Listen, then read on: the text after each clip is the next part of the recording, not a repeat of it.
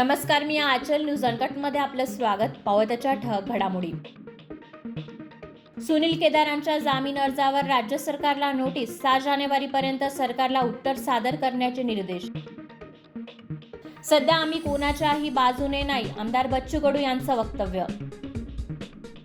कोरोनानंतर मी काय मेलो का, झालो ना बरा, अजित पवारांवर जितेंद्र आव्हाडांचा हल्लाबोल.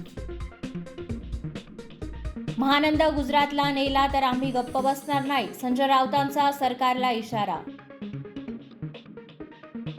अंगणवाडी कर्मचाऱ्यांचा विविध मागण्यांसाठी मुंबईच्या आझाद मैदानावर मोर्चा. ट्रक चालकांच्या संपामुळे राज्याला 400 ते 500 कोटींचा फटका. देशात गेल्या 24 तासात 602 नवीन कोरोना रुग्ण आढळले असून 5 कोरोना बाधितांचा मृत्यू. हिंडनबर्ग प्रकरणात अदानी समूहाला दिलासा. चौकशीसाठी एसआयटी स्थापण्यास सुप्रीम कोर्टाचा नकार.